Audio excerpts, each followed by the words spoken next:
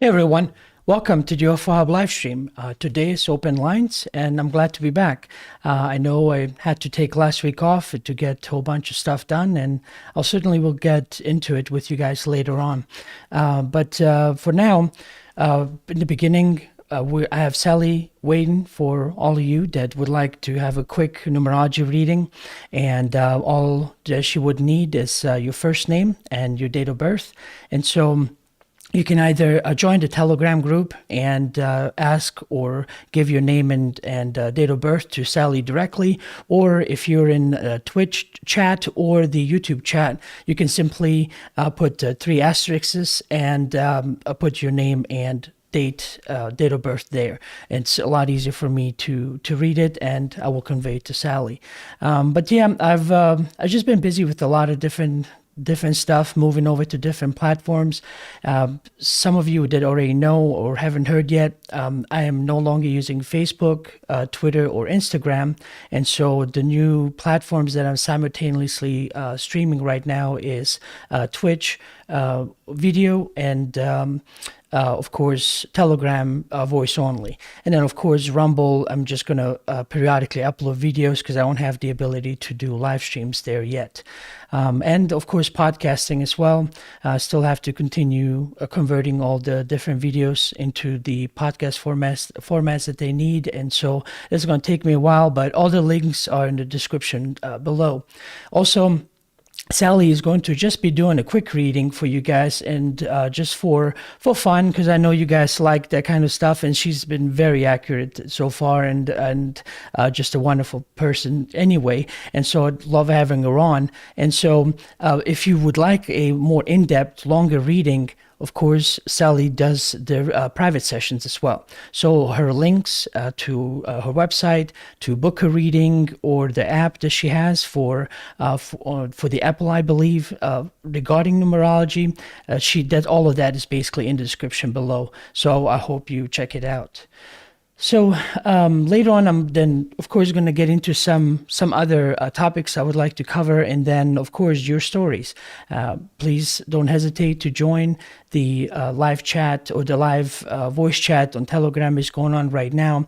And you can simply join it, and you'll be hearing me speaking on there. You can just raise your hand, as I call it, or tap that little button that looks like a person raising their hand, which tells me that you would like to also speak. I'll add you to my queue, and then we'll take it from there. So I see Colette is already in chat. Blue Omni, welcome as well. Willow Dreams, welcome. So let's see here. Without any further ado, let me bring in Sally. Sally, how are you? Thanks for being on again. Really good. Really looking forward to it. Awesome. Well, so I figured I'll just go down the list. Just real quick for those, there were a few that have submitted their names and dates before I got started when I created the stream. Well, for some reason, YouTube removed those comments. Even some conversations that I had, I couldn't find them. So the person that has, the two people actually that had already submitted their names, I believe one is Amir, the other one, Michelle something. I'm sorry, I can't remember. Please resubmit those again, and I'll be more than happy to convey it to Sally. So, Sally, the first one I have here is Colette. It's Collettete. Okay. And the date of birth is 1st June 77. Okay. So 5, 6, and 7 makes 4.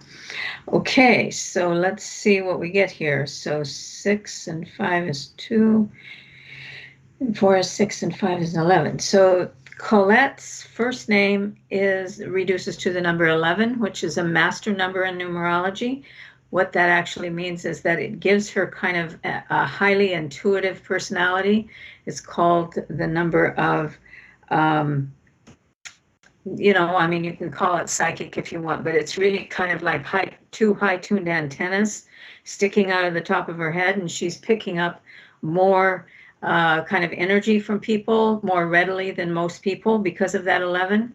It's like if she stands in a store line, and she's going to be picking up the impatience of the other people in the line because of that high-tuned number.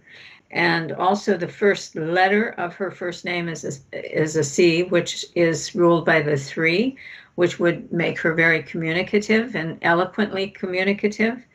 And I can see in the first phase of life, she had the 3 that surrounded her childhood years, which does indicate that she would have had a pretty decent childhood. Now, being born on the 1st of June, that's Marilyn Monroe's birthday. I don't know whether she knows that, of course, a different year, of course. And maybe you don't even know Marilyn Monroe because she's a very old, very long ago movie star. But what I see is she has the 1 and the 4, so she's born on the 1st, and the full addition of her birth date reduces to a 4. I call those the renegade numbers, because what they indicate is that she can actually think out of the box, out of what we are all kind of, I don't like to necessarily call it indoctrinated anymore, but there is a kind of, keeping the sheep all in order, and walking in step together and so on. And she can walk to her own drumbeat, and she will. And it's best if she has her own business in her life, because she's really, I mean, she will be very, very conscientious and responsible and dedicated and loyal and all of that kind of thing if she does work for someone else, but she would do her best work as her own boss. And she's innovative. She in the first phase of life, she was kind of shy, I would say, kind of contained in a way. But now, as she's older, she will speak her mind, and she's very, very honest and forthright. So if somebody doesn't want to know her truth, that would be difficult, because she's going to speak her truth, I'd say. So how's Great. that? Yeah, that's great. Thank you very much. So the next one I have is Kimberly, Kimberly, and Okay. she's July 1st, 77. 37. Okay. July 1st, 1977 again. Yep. Okay. So that is 5, 6, 7, 7 and 5 is 3. Okay. So let me do her name first. 6 and 7 is 4, 5. So her name is a 5. So the 5 is someone who's very quick on the uptake. She does have the K as her first letter, which is ruled by the 11. So I don't know whether Colette and Kimberly are friends, but they have numbers that are comparable, that they could very well be very good friends, if that's so. Kimberly, however, has the 3 as her destiny number, meaning her motivator, what motivates her to go forward and so on. The 3 is involved many times with, I mean, there are many athletes have the number 3 because it's a number of discipline, someone who's very disciplined and dedicated and very, just precision oriented. Many times the kind of more linear side of the 3 is everything in its place and a place for everything, very, very fastidious. But on the other hand, she can be very artistic. And on that side, they sometimes don't keep things as much in order and so on, but they know where everything is. And also having the 1 as her personality. Oh, you know what? That's Princess Di's birthday. Oh, well, anyway, I just know all the famous people's birthdays. And so having the 1 makes her very independent, but she had the 8 in the first phase of life. If you add the 7 to the 1, she has the 8 in the first phase, and that's the number of the exemplar. So she takes that with her in her life, where she likes to do a very good job and would do a very good job. I would say she's probably more on the artistic side than she would be on the really everything in its place and a place for everything side, even though, I mean, she could combine those things. So anyway, let's see. And I did Kimberly, I think. 1 and 7 is 8 and 6 is 5. Yeah.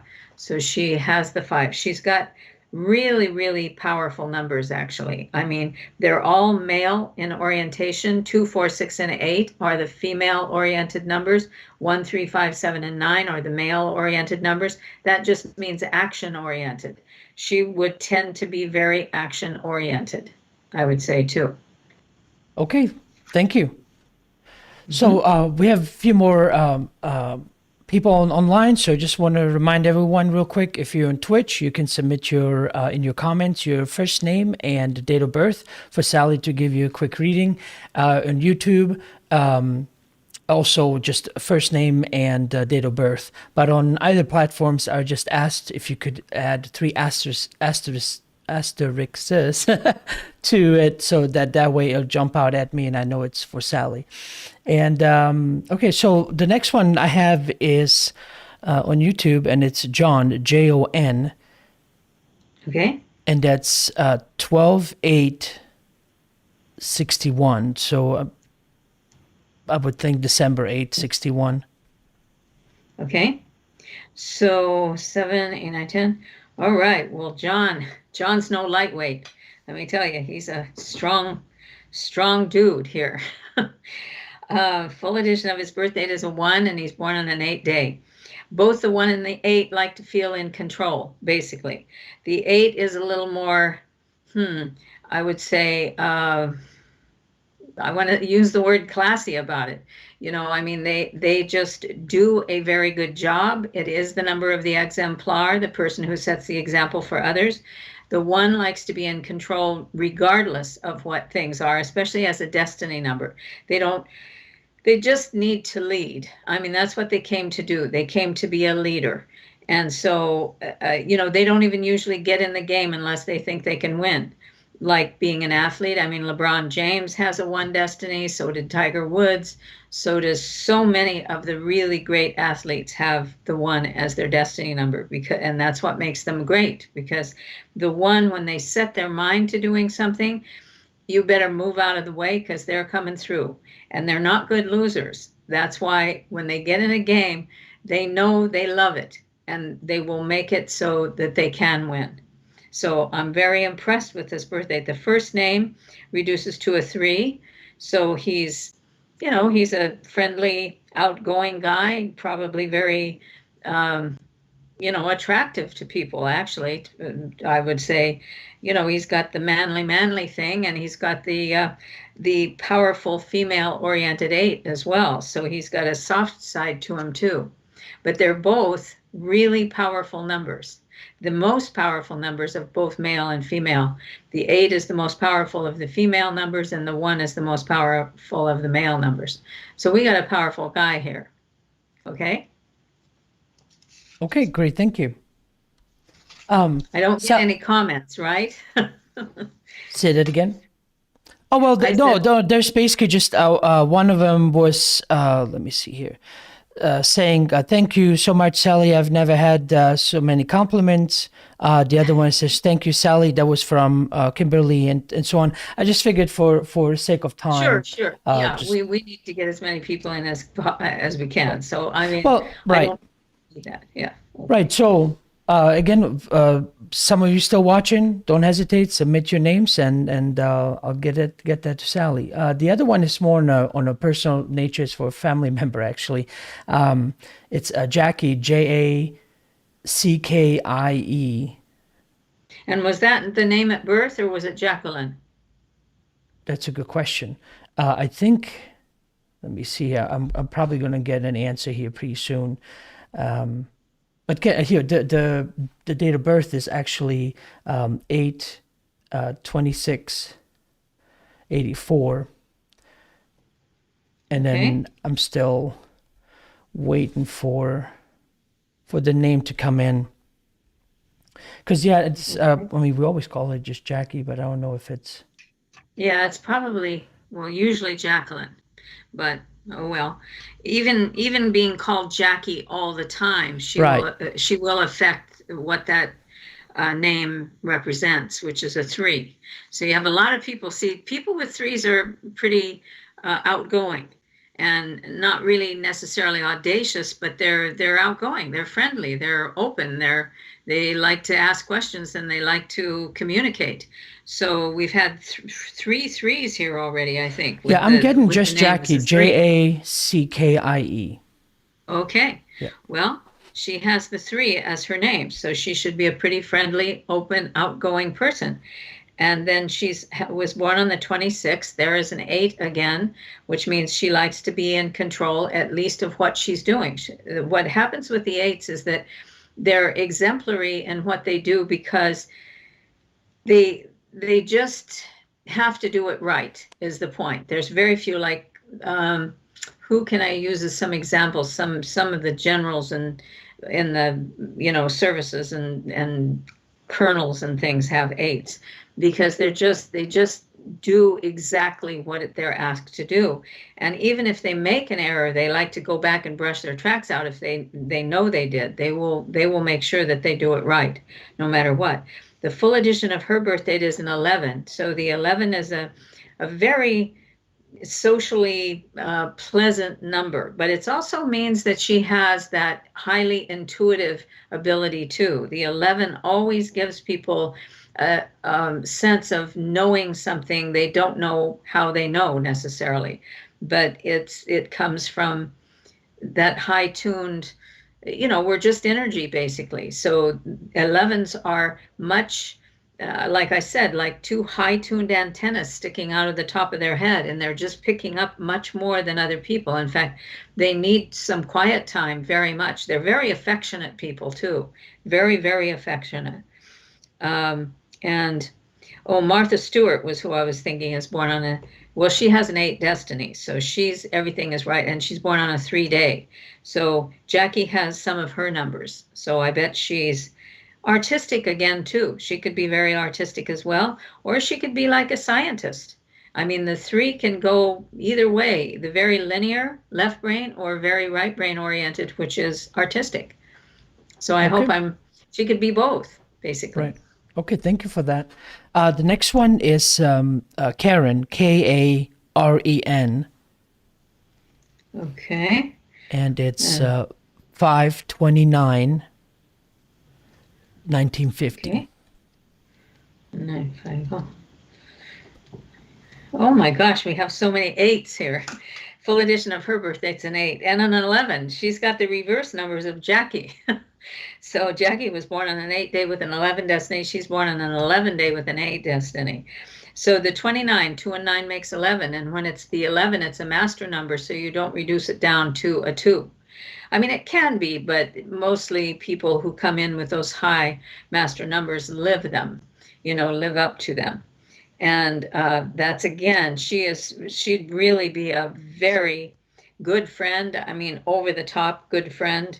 Same with Jackie, and also, let's see, so 5, so that's 3, 4, 5. Her name is a 5, and the K is also ruled by the 11. So that's another very powerful element. The first letter of the first name many times has a tremendous effect on the personality of the individual, because she's called that all the time. So her 11 picks up also much more than most people will be picking up. Like if somebody's talking to her, she's picking up things about that person while she's listening, or can, if she allows that to occur. And having the A as her first initial of her first name means that she will come back. She'll be very forthright with something, but she's also a pretty classy woman. I would say this is a pretty classy birth date. The 9-month child is many times the first child or the last child, and sometimes they have a bit of conflict with the parent of the same sex, which would be her, in her case, her mother. But, it's what she asked for. It's like they had unfinished business from a most recent past life that she came in to, redo, kind of, if you want. So I just throw that out there and give her something to think about. Okay? Okay, thank you. Did I give you Desiree yet? No. Okay, I'm sorry, Desiree. She was at the very beginning. I guess I skipped over her and went to John. So it's how is Desiree? yeah, it's a DESIREE. EE. Okay. And it's 01/22/75. 975, 13, 22. Her years are 22. She's born on a 22. Those are master numbers also. 22, 22 making 44, and then she has a 9 destiny, 45.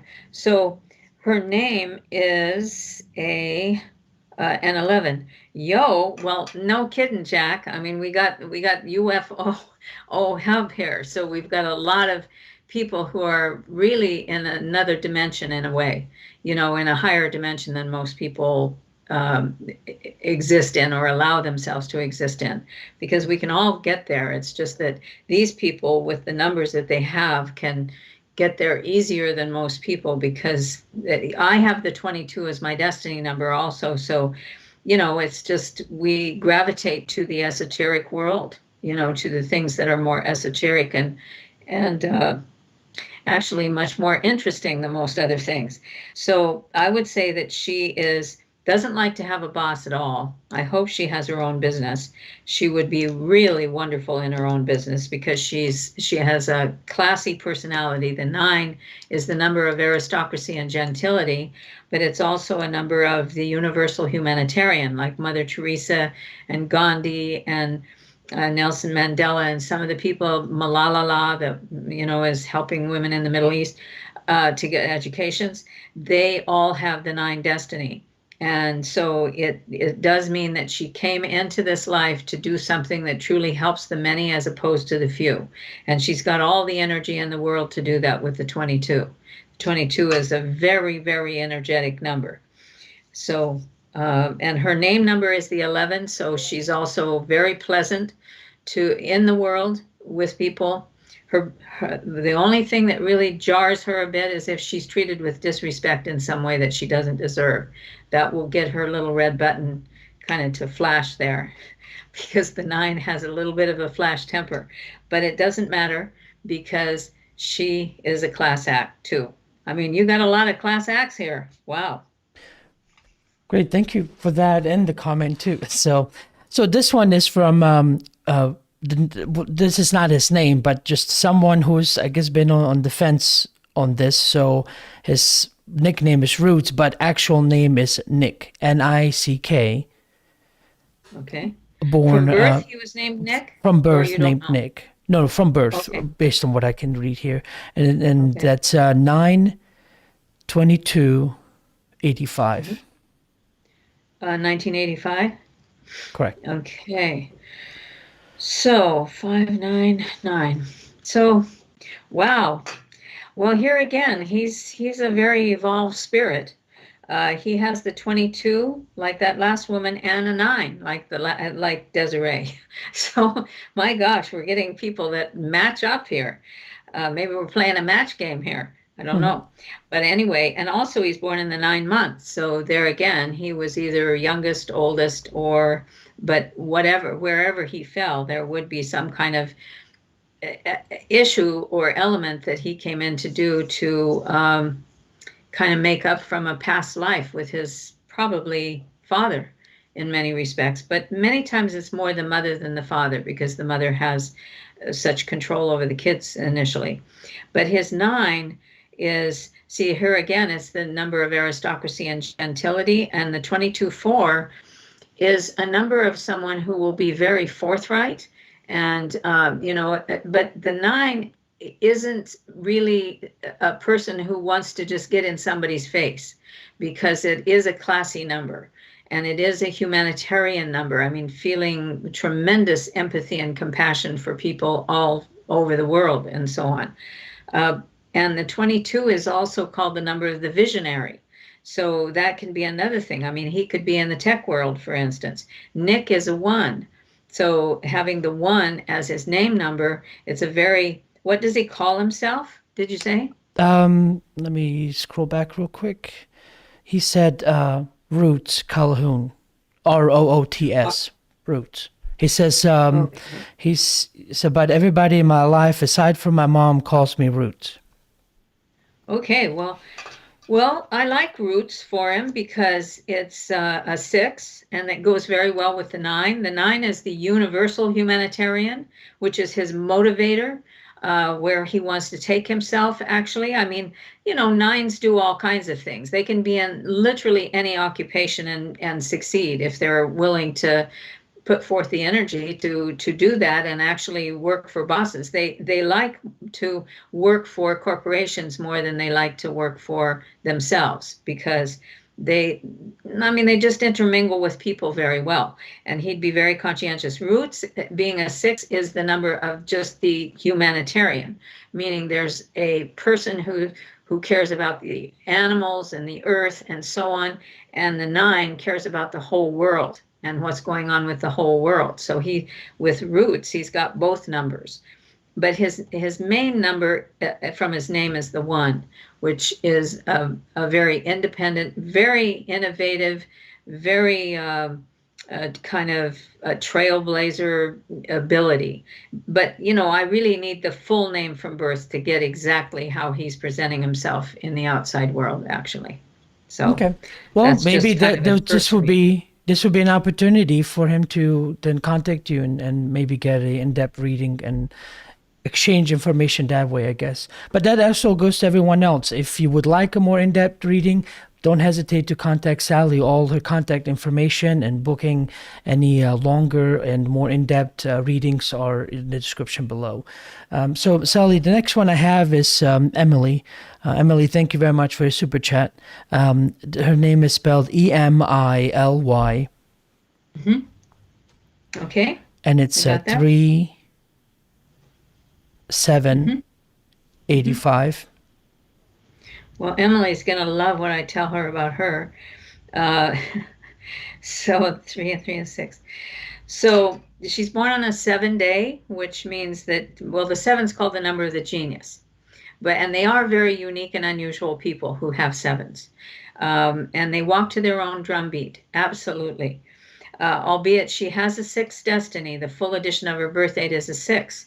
So in many respects, as women especially, she's, I like to sing the song, I'm just a girl who can't say no, because she will do more than most people to help her friends, to on the job. She will, not, she'll just take more on than most people do, even to a detriment sometimes of herself, because the people with 6 destinies kind of need to be needed. And so they like that. But, her personality number is almost diametrically opposed to the 6. So the 7 is more like an independent, individualistic person. The 6 is very social and very loves to be, even throw parties and have friends over and so on. The 7 is contained and controlled and keeps their cards pretty close to their chest. So this is a very interesting combination, actually. And her name, Emily, is a 1. So she has a little bit more of the renegade in her than she does just the person who's just going to follow everybody doing exactly what they want her to do and be what they want her to be. In fact, when Emily makes up her mind about something from a principle or an ethic or a moral, nobody will be able to change her mind. She may not argue with you because of her 7. The 7 doesn't like to get in people's faces, but she will nobody's going to change her mind about how she feels about stuff. That's for sure. And she's very bright too. So what she does and what she does come up with is probably based on something that's been pretty thoroughly either investigated or just really comes to her from even a psychic standpoint. The 7 and the 11 are both very psychic numbers, very high-tuned antennas coming out of them. Okay? Great. Thank you for that. The next one I have is Austin, Austin, and Okay. he's 03 1995. Okay. Okay, so Austin, whoa, Austin. He's a sweet little Pisces with double 1s, yo. I mean, he's a strong dude here. He's very strong. 7, 8, 9, 10, 11, 12.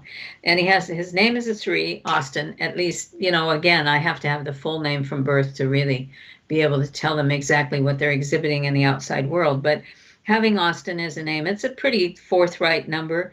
But here again, the 1 is very comparable to the 7 in that they don't,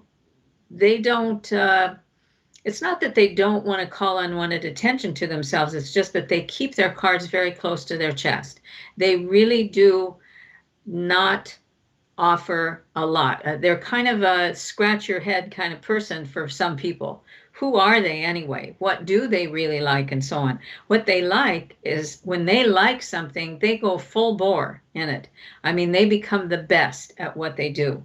And when he has double 9s, this guy has to be in it to win it, or he's not even going to be happy. And what he does though, he will have to like it so thoroughly that he knows he can win when he gets in there. And he could be a tech, Stephen Jobs was tech, Tesla, double 1s, that like him. So lots of people with these very linear minds have the 1s. And I would think he's in tech myself, but hey, I'm just throwing that out there. He could be a marvelous actor.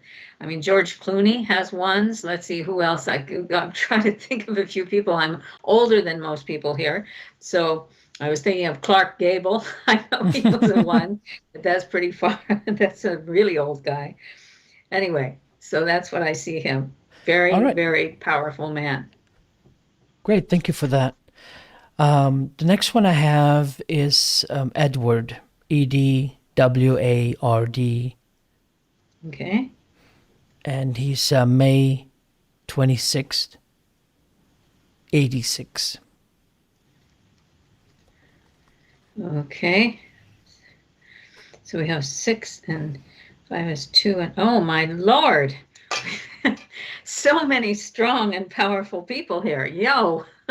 I mean, this guy has Edward is a 1, full edition of his birth date's a 1, and then he's born on an 8 day. So, I do think that the reason that there are all of these powerful numbers like this is because you can think out of the box. And this is something that is out of the box. What I mean by that is, it's not what everybody's walking to like little sheep following what they dictate on TV and all of that kind of thing. No, you've got your very own way of looking at life. And this would be something that gives you a little bit of a spread, where you can learn things that are outside of what we normally are given to believe and so on. And that's what your life would be too. I mean, you'll take that information and do something with it. But it'll be your very own thing too. It's like you don't need to go out there and announce it to anybody. You just do it because you love it. When you get involved in something, like I said before, with these other people that have these very powerful numbers, that you really have to be involved in something that you truly, truly like, or you just won't do it. It's like many times I say with mothers that have children with ones, I said, if they don't want to wear a pair of shoes, they're not going to wear that pair of shoes. You may as well just give up on that, because they can make up their very own mind at a very young age and be very difficult for parents. But if they just let them say, what do you want? What is it that you really would like to wear? And let them tell them, then they're going to be okay with them. It's just they know they want to run their own show and call their own shots. That's what they want to do. And I would say Edward would agree with me on that. Okay? Great, thank you. Okay, so it's very unfortunate YouTube did this earlier. There were two that submitted their names. I think one was Michelle, the other one is Amir. They couldn't log in at that time, so they submitted earlier and YouTube removed it. So if either of you two happen to be watching this again, please resubmit. Otherwise, if I don't see them in the chat, wanted to have Beth as the last person for you. So this the last one then so far, unless the other two kick in real quick. Her name is Beth, Beth, and date is 11/17. 68. I'm already laughing. Yes, we have another very strong one here. Okay, so 5, 6, 7, 8, and 8 is 7. Yep, this is another one. Wow, what an audience. I love this. My God. Beth is an 8. She's born on an 8 day. The 17 is a very powerful number in numerology. It's said to have the star of the Magi over you, type of thing. You are a star when you have the number 17, because you can be at whatever you do. And then she has the full edition of her birthday. It's a 7. And the 7's the number of the genius. It's genius from all different walks of life. Picasso had a 7 destiny. God, who can what's his name that passed away recently? The scientist that was in the wheelchair. Gosh, his name isn't coming to me. Hawking? Yes, he's a 7. And so many, Carl Sagan, a 7, and brilliant artists. Beethoven, a 7. Double 7s. He was born on a 7 day with 7 destiny. So that's how I can, really state kind of emphatically that it is a number of genius. And because they're keep to themselves and they do their thing, and when they do it, they go full bore. They go clear into it as far as they can be taken. I mean, they're research and analysis oriented people as well. And so is the eight. And the eights also, with these people that I've been reading before that have eights, they're said to have photographic minds. So when they're interested enough in a subject, many lawyers have eights. And that's because, all those laws they have to gather in their heads and they remember them, like unbelievably, because there's so many words that they must keep in their mind and remember. But that's really what eights are like too. So Beth has 2 8s and a 7. I mean, I'm really blown away by these people. I really am. I mean, there's not many difference, I mean, the 22 4s are just right up there with everybody too, So, wow. This is quite an audience that you have, Adnan. I'm very, very impressed. Well, they're a very astute crowd, so I'm glad they're here watching us Very today. astute. I would say that too. And they're also they like things that are classy. They're not going to listen to some kind of BS out there, because they know how to think for themselves and they're talented, talented people. My word. Anybody else? Well, I told you that was it, but then there was one more that came through, and I was debating whether or not. Do you mind? Even I told you Beth was the last one. This Yeah. James submitted his birth date and name, so I figured then this one would definitely be the last one for sure. Okay, that's fine. So it's a I'm having a James. wonderful time though. I'm sure everyone else and I do as well. So James is 01 20 64. I hope I can say the same thing about James. Anyway, so 1, 2, 3, 4, 5. Well, James is a mover shaker. He's somebody that I call the bada boom, bada bang person. It's like when you give James something to do, he gets it done faster than everybody else. He doesn't waste any time. He could be a great athlete also because 5s are so energetic. I mean, from when I talk to mothers, a lot of mothers have young children and they say, God, this child is just driving me nuts, and they have a 5 destiny. And I say, look, they have to be constantly mentally and physically stimulated. So I'm sure he was like that as a little boy. And his name number is the 3. So here again, he has eloquence. He's strong. And the J and the A are both ruled by the 1. So it's a very strong name number. He is born on the 20th, which would give him a little bit softer. I mean, he could be a real kind of sweet guy, just really sweet. He is sweet guy that is really gets things done very rapidly. So that's what I would see him as. He's and in the first phase of life he had the 3, the 21 3. So he could be like an actor, do very well in acting. But also he needs something to keep him busy doing going here and going there. He can get places in less time than anybody else because that's what 5s do. They calculate, okay, there's this way, but then if I go this way, I'll get there faster. That's many people with 5s do that. My whole family has 5s, so I'm very well aware of 5, what the 5 is. So here again, now he was a more unique person, but he's got some real hot stuff going for him too. So that's what I have to offer for James. Boy, it's funny because the second, it's almost like you're in a bar and you say last call, all of a sudden, there's like 10 more orders, for the last drink. Okay, so let me so Sally, how are you doing energy and time wise? I'm fine. Okay. I'm fine. So let me suggest this then to the group real quick. I'm going to talk to the audience real quick. So all of you watching, of course, today's open lines will give you an opportunity to call in, share your stories and whatever else that we usually do on Wednesdays. If you guys don't mind, and want to Sally to continue. And because again, the show at the end of the day is for you as well. Just put a thumbs up or something in the comments so I get a little bit more feedback about how you guys feeling and who wants to keep going. So that way I get a pretty good idea of what to do next. Otherwise, I don't mind continuing then. And Sally said so herself right now, so we could keep going if you guys just give me a little feedback here.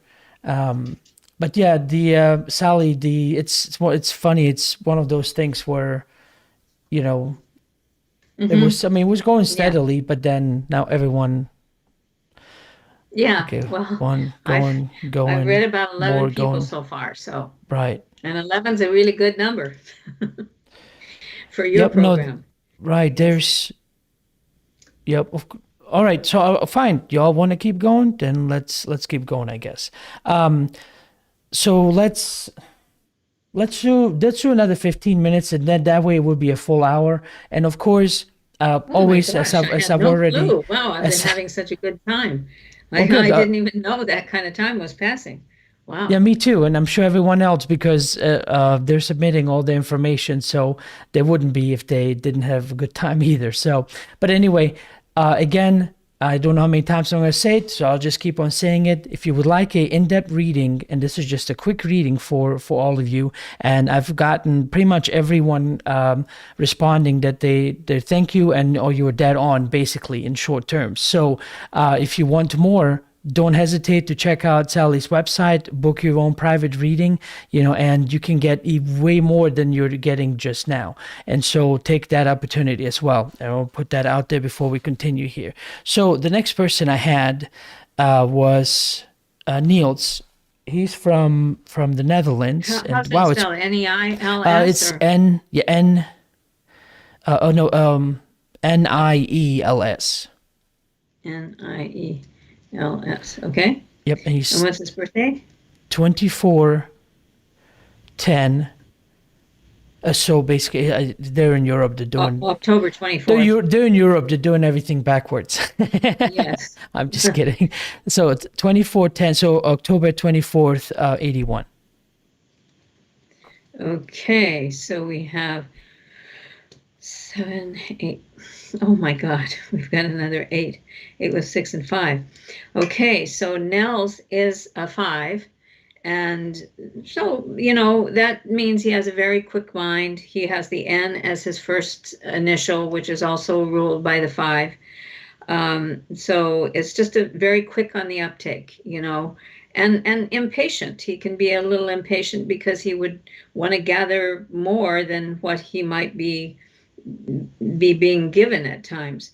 Um, he has the 24, which is the cosmic love number, actually. It's a very female-oriented number. The 2, 4, making 6 are all female in orientation, just meaning nurturing. So he would be a very, very nurturing man because the full edition of his birth date is also an 8, which is another nurturing number. But it's also powerful. Men with those kinds of numbers are the guys that every woman wants to marry, basically, because they're affectionate, they're good with kids, they're good with animals, they are good citizens, they are good neighbors, they're good at everything. They're just kind people. Now, he could be very research oriented too. The 6s, they like to research everything. Like if they go to buy an appliance or something, they have to know that they're getting the right thing. But that's also the 8s like that too, because they're quality operators and they want to make sure that they're getting quality. 8s like to get a deal for their money, actually, but they will wait. They will see something that is very expensive and they'll wait for it to be on sale because they just like to get a deal for their money. And I'm just going to say this is one very nice man that most people could get along with. Doesn't matter who they are. He will have very strong principles and values, though, too. Very, very strong, as do most people. Even the 1s and the what are the other ones? I was 7s too. They have strong principles too, but 8s are more mouthy about it. Sometimes they will express how they feel, or they will say, no, I don't agree with that, out loud. Whereas 7s and 1s, they won't say a word and just walk away. So that's what I see now as. Great, thank you for that. The next one is Sharon, but I need to address something real quick. So a Felita username going by Pikin B, you only put 2 and then the year down. So if you could please do wherever, if you're in Europe, day, month, year, obviously United States, month, day, year, but I need more than that. So whoever you are, Felita, if you could please retype it up with the actual full date of birth. So the next one is Sharon, Sharon, and it's 08 11 65. Well, this woman's from outer space or something. No, but she's born on an 11 day with her name's Sharon is an 11. And let's see, so we have 2, 3, and 8 makes 11, and she's got the 22. Yo! I mean, these are all master numbers here. Master numbers mean that you have asked for more coming onto this planet, and therefore more is expected of you. So it's just they're elevated numbers, and that also means that you're enabled to psych things out more and have higher perception than many people about other people, about whatever you get involved in, and so on. This is also the 11 is the peacemaker, the arbitrator, the mediator. In fact, 11 presidents of the United States have had the 11 as their destiny number. In fact, Biden has that as his destiny number. People really bash him a lot, but he was a big, both sides of the whatever political field for so many years. The 22, if it's pulled down to the 4, you can be very stubborn, but your 11 doesn't let you be stubborn, because here again, you're a person that wants to keep the peace, basically, and also you would attract people with problems into your life, because those high-tuned antennas, all you people with the 11s, people will pick up on that. Like I call it the statue in the park number. You know what the pigeons do on the shoulders of the statues in the park, right? they poop on them. But I mean, so people come along and sit down next to you. If you sit on a bench, somebody's going to come down and sit there and tell you their life story, because you're good listeners too. That's the other part. Very, very good listeners. Now your 22-4 might get a little bored after a while and have to get up and say, hey, look, I've heard enough here, or whatever, because the 22-4 will be pretty forthright. But your 2 11s with Sharon and the day on which you're born, and plus you're a Leo, you're going to be pretty easy for people to open up to, and they gain from you. They gain from what comes out of your mouth. Just trust me on that. You should be a counselor, but I mean, that's a big, hairy job, You have to listen to people's problems all day, but you may already be doing that. I don't know. Great, thank you for that. So I give you high marks here again. Next one is Jennifer, Jennifer, and she is 12/06/71. Okay. That's 9. Okay, and 6 and 5. So 2. So that's 2. And 7 makes 9. Okay, so Jennifer is a 9, and the full edition of her birth date is a 9, and she's born on a 6th day. So Jennifer, you belong in the upper echelon of society, for one thing, with those numbers, because 9s just know how to walk in that world and pull it off, but it's also, you belong to the world. And if you travel, 9s love to travel, and that's because they have already been there, done that, or something. They know places. When they go to places they've never been to before, they feel like they've been there before, because they have. Because the 9 is a compilation of all the numbers. So you have been up every path and down every pike, and that's why when you come into this life with the 9 as your destiny number, you know more than you know why you know. You know, it's like I do have a nephew who has a 9 destiny, and he quit college in the second year because he said, I just knew more than the professors. You know, I thought he was just being real smart, but then having the 9, I knew that it's smart, you know, smart ass actually, or whatever you want to call it. But it is true. He does have that kind of mind. And then you have the 6 as well. And you know, you're a Sagittarius, which is just, you know, you've got that bristling energy that you can take out there for helping people and helping animals and helping the earth and that kind of thing. So I don't think you could get out of this life without doing something like that. In fact, 9s many times get their names carved in stone and walls and things, you know, with what they've done to help. Like in San Francisco, I live in downtown San Francisco, and our concierge here has her name carved in the library here because she's done many, many great things for this city. Oh, So, great. Thank you for that. yes. Also, Willow, thank you very much for this super chat. Much appreciated. The next one I have is Ruben, Ruben, Okay. and it's 5/1/91. Another 8 and 1. Wow. Okay, let's see what the name is. 5, 5. So that is 5, and so that's a 6. Well, Reuben is a 6. So, you know, since I just have the first name, basically what is said about the first name, which I haven't mentioned before, I wish I had, is that it is the name that the soul chooses. That, you know, the rest of the other 2 names are many times come from the mother's family and the father's family and so on. Well, of course, the father with his last name. But the first name is what the soul wants. Many times people say, I would never have chosen that for my name. But hey, it is what your soul wanted, because the first name tells a lot about you. When I do a full chart, a full numerological chart, the first name plays a very big role in that, in what I see. So you are a guy that has been kind from the get-go. I mean, you have the 6 as what's called your attitude number in the first phase of life, which for you goes up through the age of 26. And I don't know how old you are right now, but you're real close to that, I think.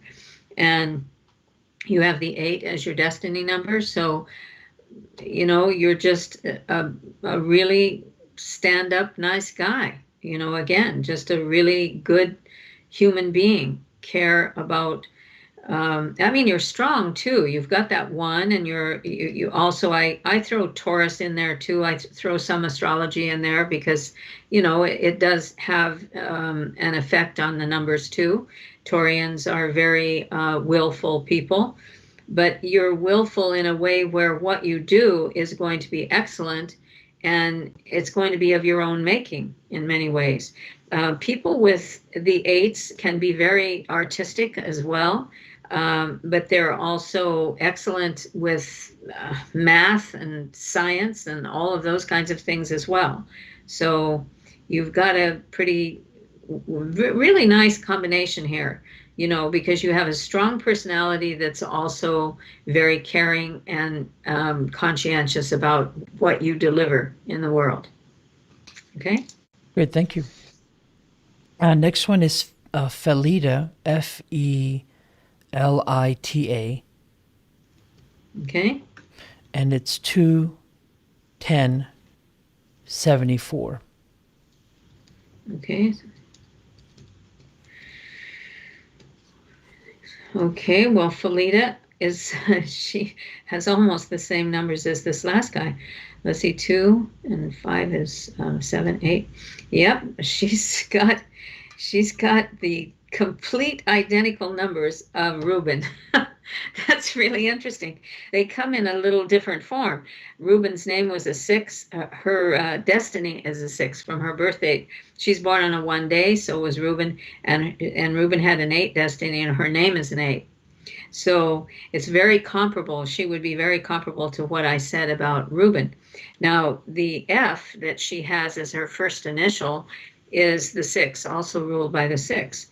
So she's got, again, they do say that there's a whole element of people that have come to save the earth, come into this life to save the earth. And these people with sixes and eights and many times fours too. Twos, fours, sixes, and eights are all the female-oriented numbers. But the ones, like she has a 10-1. So the zero, anything that has the zero associated with it is said to be divine, have divine inspiration, divine protection, and divine, divine protection, divine inspiration, and divine, gosh, there's another thing. It'll probably come to me after we do this. But anyway, it's a very powerful symbol to have as in a birth date, to have the zero associated with a number. I wish I could think of that third thing that it is. But anyway, it gives you a little bit extra oomph in life to come up with things that most people can't. And it is innovative. It's a very innovative number. The 6 is more inclined to go for helping people in some way, to teach, to work with animals, to work with nature, and that kind of thing. And Felita would be as well with the 8, being female too. Females with the female numbers really do a lot of nurturing stuff because it just comes natural. Great, thank you for that. Okay, and we're about the hour mark, and perfect last one too. Linda, Linda, and it's 9/23/63. Okay, so another 6. I mean, I love your audience. My gosh, these people are really sweet people. Golly, that's really nice. So Linda is a 4, and she has 4, 5, 6. As a matter of fact, she's born on a 5-day, 2 and 3 making 5, and the full edition of her birth date is a 6. So what I do many times when I have the full name from birth, I take the number that is that, because that's really more definitive of how you present yourself in the outside world, having the full name. But I add all those numbers together. So, and then there's a kind of like in a triangle, there's the name, number, the day on which you're born, and then the destiny. And then I get a number in the middle, and Linda's would be the number 6. But she would have sixness very much in her life because of her destiny number being a 6, the full edition of her birth date. So here again, she's somebody that cares about the earth, cares about animals, is somebody that has a hard time saying no when a friend asks her to do something, or even on the job. She would go the extra mile. They work very well as employees because they are so good with that, like especially in HR, they're very good with that kind of element of corporations and so on in HR, which is hiring people and all of that kind of thing. And she's also quick on the uptake because of the 23, very powerful number, 5, 2 and 3 making 5. And so very fast, not only with her thinking, but with her actions as well. As I said, I call it the bada boom, bada bang number. So if she's given a task, not only does she do it and not say no, but she does it faster than everybody else. And her Linda is also that number of conscientiousness, responsibility, and dedication to whatever it is that she's placed herself in front of. Okay? Great. Thank you, Sally. Sally, thank you very much. I really appreciate this. And I'm really glad we were able to do this. As I mentioned in previous times, I want to at least have you come on once a month for 15 minutes. And now it turned into an hour. But oh my gosh! I certainly. Oh my gosh! It did. Wow. So I'm certainly happy that you were able to, dedicate you and donate your time to us all. So I really appreciate it. But I really do hope that all of you take advantage, as a lot of you have already given feedback. They are very impressed with the readings and how accurate she is. I hope you actually book a reading and check out and connect with Sally offline when we're not live here. Yeah, I do have a discount going right now because of the pandemic. And after the holidays, going into January of next year, I will raise it back up. I may not go as high as I used to be. I was 180 and I'm 125 now for an hour. So that's pretty reasonable for what I give you. You get a lot in a full hour. I mean, Yeah, thank you for doing every that. and I know anything that ever when we get occurred in your life our is about to occur. Yeah, I do the past, present, and future. right. Yeah, I know my And wife and also, I you can we give me the names of your children, your husbands, your boyfriends. Who am I connecting with the right person, and so on. Sorry there, Adnan. I just That's all kind of right. needed. I was just Yeah. gonna say that my wife and I both we got like live reading, which was extensive. I mean, details upon details that we're just have to keep it and wait till because a lot of our children are younger and all the things you've given is like at age 5, at 10 and 35. So we're just basically keeping track of it and seeing as life goes on, as whatever is coming down the pike, maybe we should mess with them, just come time we would just kind of use your reading and act like we have this foresight. Yes. Yeah. So, Yes. but yeah, no, it was impressive, and always loved those things. Gives you it gives you some confidence. It's good to know that there's other things coming down the pike in life. And it's in case like because most of us from time to time can feel down sometimes, and it really acts like a almost like a pep talk. Oh, So I really do. I really go for the jugular of telling somebody, how giving somebody hope, not only hope, but also because I know who they are. I know who they can be. I know what they've been through already. I can look at the childhood mm, and see what the childhood was like, and I have 4 books out there. You can go on Amazon.com. I mean, on Amazon, they're all on Amazon right now. And anyway, that too. That's all. yeah. But So my yeah, app go is a ahead. compatibility app as well. So it's really kind of fun to do. And It that's only shows you the numbers and for the Mac, colors. right? Or Apple products. What is it? Yeah, iPhone. I couldn't remember unfortunately, the I name. do have it for Android.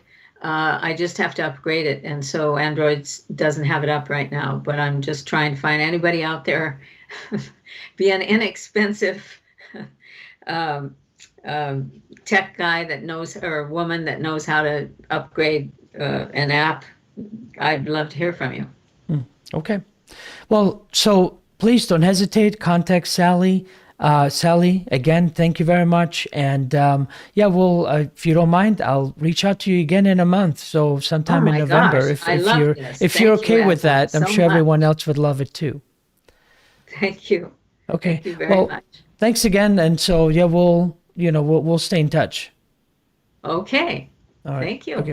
All right. Bye bye. Good night. All right. So that was Sally. Sally, thank you very much. I'm glad she was able to do this for all of you guys. And yeah, I intended to initially just do that for about 15 minutes, but it turned out to be an hour because I guess why not? All of you seem to be more engaged. And right now, I only see Fab22 in Telegram. I don't know if he's listening or if he wants to later on chat as well. But I figured because there wasn't pretty much wasn't a line. I don't know why I kind of did skip out on last week too. I did make an announcement, but I guess not everybody got it. So I guess what I want to get into next is it's actually a combination of two things. And because the original title for this was numerology reading and then your stories, which I hope you can still call in and using Telegram. The description is in the link is in the description below. You can click it, download the app itself for either the computer or your phone, and join the group. You'll see a voice chat going on in there right now, and just raise your hand. They'll let me know that you want to talk, and you'll be online with me. So the next one I want to cover is conditions for ET contact, and it's actually in combination with something else I want to get into with you guys. So bear with me here. I'm trying to get myself into a different gear and a different mode. When it comes to contact, a lot of us, especially for what's going on in the world right now, we want contact. Some of us have been expecting it for quite some time, but you have to realize that the condition for contact right now, because of what we're going through on the planet, it's not very conducive either for us or the ETs. And I'm talking about that open kind of contact that we always want, that we're always talking about. Never mind the hidden groups that are already part of the governments and doing all their shenanigans. I'm talking about the type that the rest of humanity and all of Earth would benefit from. And so, what's based on my own personal experience, what's very interesting right now with what we're going through, we have to go through it. We have to go through it in the sense of whether it's most people, when everything is just fine and dandy, they don't look into more deeper aspects of themselves. When everything's just fine, you kind of stay in that frequency to where you just kind of like, hey, let's go do this, let's go have fun, let's go do all these different fun things. And usually any kind of reflection happens later on, and reflecting back on, oh wow, wasn't this great, I want to do that again, let's plan this again. And that's as far as that deep analysis goes for most of us, right? And only when we've gone through something difficult, something challenging, things that hurt us, whether it would be physically or emotionally, only then, for some weird reason, which I wish I had the answer, but I only know the effects of it, do we as human beings actually sit down and look deeper into why did this happen? What is going on? It's maybe the emotional and the physical pain that is more unbearable, and so we reflect within to then try to figure out, like, okay, what do I need to change? If something that had occurred is because of how I've been as a person, maybe I need to look at that again and change. Maybe change the way you're doing things, maybe certain habits, things like that. I think you get the picture. And so when it comes to then contact, you also have to keep in mind that we're dealing with a lot of these higher up races. I'm not talking about these lower echelon that are kind of playing these games right now on the planet. I'm talking about the ones that have been around for eons and have evolved to an understanding that truly would be alien to us. And it's important to them for us to be at a certain state of mind as a society and as individuals, in order for them to openly and freely interact with us. Because what happens is that when they would come, like, let's say, come down, if I'm using a direction, from heavens and make themselves known, and it's all over the news and everybody knows what's going on and they're here, and it's, you can't ignore it. The point, it would basically, their contact,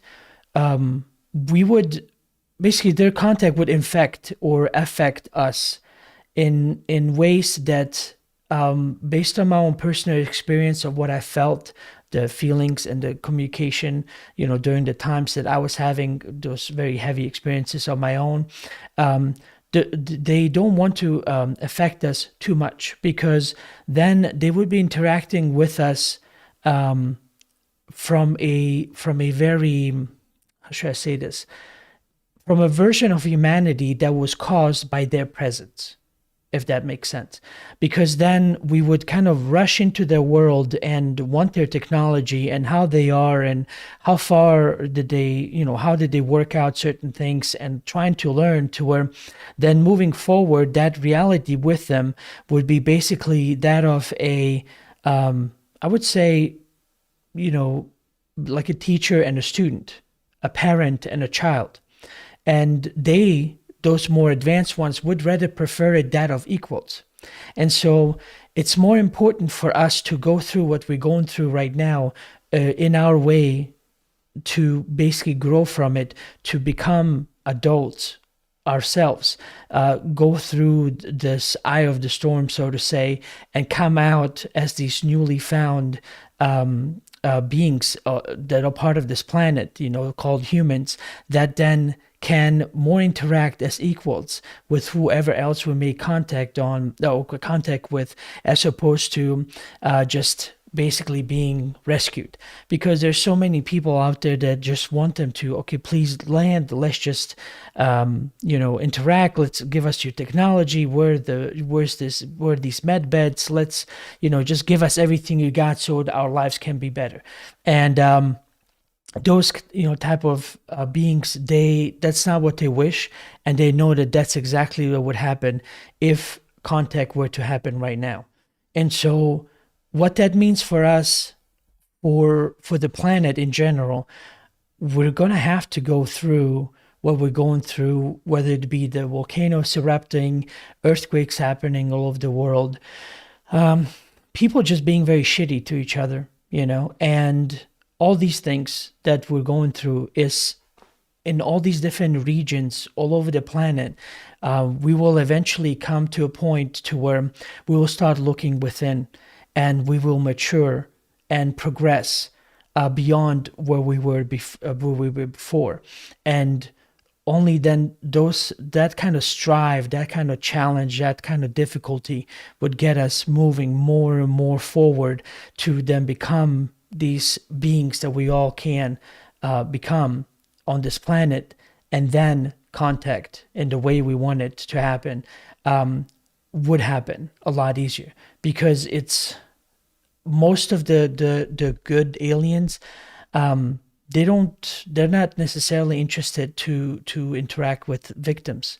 Victims are a state of mind that it's very low vibration, whether it's caused through their own doing or through a seeming external force. At the end of the day, it's a different energy that they just don't really subscribe to, based on my own personal experiences. Some of you out there might have something else to say about that, but since I have this platform, and I've often taken the chance just to talk to you guys about, based on my own experiences, and cover certain subjects from my point of view, I hope that you understand that that is a point of view, that based on my experiences, what I've seen, what I understand to be, and I'm basically conveying it to you in that manner.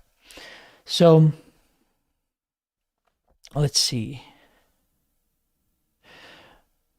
All right, you guys are having a good time chatting it up. So what I basically then wanted to cover also with you guys, because of what we're going through, doesn't have to stay in this negative negative energy, negative, I guess, field. But when you allow yourself to grow from your pain, when you allow yourself to grow from the difficult, those challenging things, you become or get in touch with this other part of yourself that then was in a lot of ways was always there, but now you are more aware of it and you can easily listen to it, right?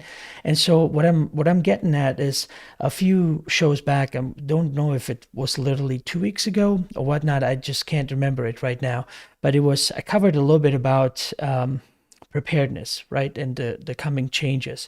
And so what I was saying is that about 3 months ago, that I just basically, since I moved to Arkansas, I've had my experiences in Robertsville, Missouri, and they stayed with me, and I've constantly reflected on trying to understand more, and I'm getting more from them as the days go on. But based on having a family, and then based on that feeling that I've got, I just basically was so weird to me, because it's been so long. Those things were usually happening when I was single, when I was by myself, and it didn't involve my family. But then they understood and knew that I'm going to be going into this new chapter, starting a family, having children, moving, new area, doing all kinds of other things that, a husband has to do, a father has to do. And so a lot of my time has been then dedicated to that. And so I am not constantly watching and I guess I should say feeling for things. So it was almost very much alien to me when about 3 months ago, as I explained, I got this feeling it was just overwhelming urge to prepare. And I could not quite understand why. The way it happened wasn't weird to me because I've had experiences before. A lot of alien communication really happens that way. I'm not saying that this was necessarily an alien communication, but it was like this inner deep knowing that was just kind of alerting me to prepare. And as I was describing also a couple of shows ago, it was so weird because when you have this open field and you can see far and wide, and somebody says to you duck, you're like, why am I ducking? What's going on? What is there to be seen, that I need to be careful of, because the ego wants to see that visual, either an airplane coming at you or something else coming towards you that would make sense. You go, okay, I see what's going on, the information based on that makes sense, so now I'm going to act. It's totally weird and against nature to act on something that you cannot absolutely perceive a threat.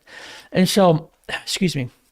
And so, what I did is I basically just started. I've had this generator that I've had for quite some time. And so I didn't understand what kind of prepare, but I was like, this would be a version. I don't know if there's going to be a power outage. I know for a fact that I've had the show with Sherry Wild, and we were online, and the next thing you know, just power went out and everything was disconnected.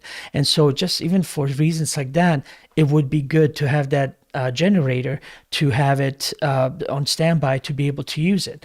And so not understanding fully at that time what this preparedness meant, I finally then got to it after 15 years in having that generator to hook it up, build a building, and hook it up to the pole in the house. And this last week when I took off, I basically worked on that, got the generator hooked up, got it running. We were testing out certain circuits and breakers, making sure everything is working just fine, and which things the generator can power and which things it can't.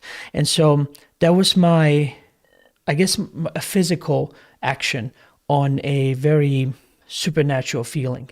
And that was so that started about 3 months ago.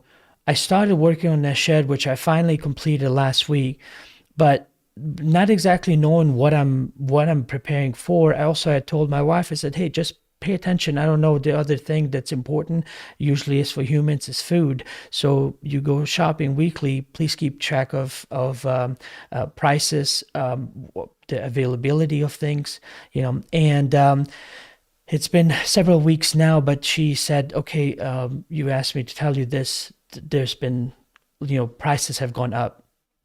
Meat has gone up like $1. A lot of things have gone up in prices. What would generally take $200 before for us to get, now we have to pay $300, and things have become more scarce. And so last week has been this culmination of just everything coming together to at least give me somewhat of an idea what this feeling of prepare was all about. And I want to show you basically now that I've seen on the web and like, okay, what else is going on? I got a confirmation visually, to kind of, I guess, satisfy the ego to finally say, could this be why? Because there wasn't a full-on written out book telling me, hey, let me tell you what's going on. So I made a comment for all of you out there that I was saying I don't know exactly what you should be preparing for, but at least have some food, get some things ready for yourself to have a prolonged, sustained supply, whatever that may be, whether it is food or water or anything like that. And it was weird and awkward for me to talk about it because I'm asking you to act on a feeling. Well, so my wife and I would kind of sat down and said, what else is going on that I've been personally being paying attention, because I'm constantly immersed in my projects that I have going on around the house to do as the man of the house, and I build stuff all the time. So anyway, that was more my priority, and didn't even consider to just do the very thing that I'm actually using on a daily basis, which is YouTube, to actually let me YouTube it at least to see what's going on. And once I started typing in like just food shortages or I don't know how I got across this other information, which was the China blackout. 2/3 of China is having power problems. All of that kind of came together. At least I still don't have a definite connection that says this feeling of prepare and this what I'm seeing, that's what that means. But at least it's become prevalent enough to where now my immediate family and friends and other people that I know have also noticed and have been taking action on. So basically I'm done talking about the conditions or ET part. Basically what I'm saying is we're now in this physical and spiritual battle that we're going to have to go through. And so while all these different things are going on, I'm just hoping that you see what I'm trying to tell you and kind of take notice and do whatever you can on your own, on whatever level, to get yourself, prepared for whatever might be coming. I hope that nothing happens, and when nothing happens and we move on and you guys just look back at this and go, ha ha, you fool, you were worried about nothing. I'd rather you laugh at me in that way than actually something happening and you not being ready and me not having said anything to you. So give me some time here, please. There was something I was going to set up, but I didn't get to because I was running a bit late.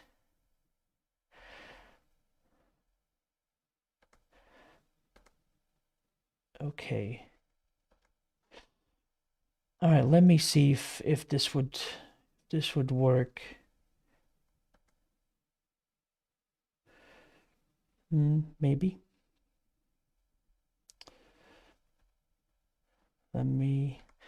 Sorry about that. I'm almost done of what I need to do here. All right, there you go. So this is me basically going, forgive my mangled finger. I have a thumb that I put a drill through by accident, so apologize for the image. But this is basically us. So they're starting to have limitations. Like this was Sam's. This is in Walmart, and this is not everywhere. This is just certain spots like Starbucks having shortages about supplies and having certain things not available. They're changing their times on how long they stay open. And I'm assuming because they can't supply everybody. And I'm not saying that every single fridge wherever you live will look like this, but I was just looking at certain, those massive places like Walmart and things like that to see how does it look, because some things are entirely sold out and not replenished for quite a while you can see there's other things that are available. And so there's also then let me see. What I wanted to show you next was regarding this piece of information that I was not aware of. So China is having issues, and they're having issues to supply power to at least 2/3 of their nation. And so actually several different things that they were talking about. One was they're trying to go green and cut off coal. Didn't want to buy it anymore from Australia because of political reasons and other things. Others are because of the floods. A lot of the dams were damaged, so the hydroelectric now is having major issues, and they're having problems with their nuclear power. And so what initially started 1 or 2 hours per day or so many days a week to now it's been several days basically per week that pretty much, if you imagine like 2/3 of the United States, because that's I think about the same size, not having power, which is a large amount of people, and it's affecting commerce as well, basically meaning these different factories, because they now cannot produce, which means they cannot bring or have as much brought into the country. And this has basically been going on for a while, which I only now recently found out. So this one, China blackout 1 week ago. Um, Again, another report a week ago. About a week ago, 6 days. Yep, roughly, I guess everyone else started reporting then, even though this started in September. And so even this is just online where I have not seen anything on the mainstream media, like your main cable that most people watch still, which I don't know why, but anyway, they haven't reported on that, which you would have thought, hey, this is a major thing to be reporting on. And then, oh yeah, that's what I forgot. I meant to actually find, um, what was it called?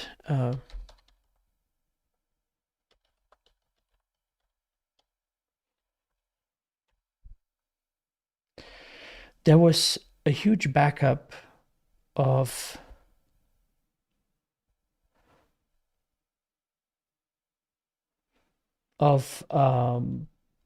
basically these ships. And there's a pretty good picture. I'm sorry for the sound. If I hope it doesn't start blaring. Okay, let me see here. So basically, they have these huge backups on this port in Los Angeles, and look at all these different ships that are basically lined up. There's like 70 plus with like 420,000 different containers just waiting to enter. And so it's like this perfect storm because of shortage of truck drivers. Things can't be moved, and because things can't be moved, you can't unload new things off the ship, and so it's just one thing after another that's just creating this. And so this doesn't necessarily mean there's just going to be things. Some things are going to be food, other things are going to be like chairs, and you name it. And so because not every area has been hit quite the same way, let me see here. There's different places that have been basically just posting on, about their local Walmarts, and just noticing shortages of things that are just not being restocked and not being brought to the stores. And so there's different, let me see, this is central North Dakota, and all of these pretty much started in September. Like this one was posted September 12th. And we are in what, October, so a little less than a month. And anyway, so there's all these different things that have been going on that I don't know if this prepare feeling was because of that, but whether it was or not, to take heed of this would be important for you to at least pay attention to. And I don't say this to fearmonger. Let me see. I don't say this to fearmonger. I'm just simply trying to make you aware, in case you weren't, that there's a lot of stuff just simply not being restocked anymore. And so we went out and we made sure to get good, healthy food for so many months for the whole family. I made sure, as I said, with the generator, get it ready for whatever, whether it be bad storm or whatever.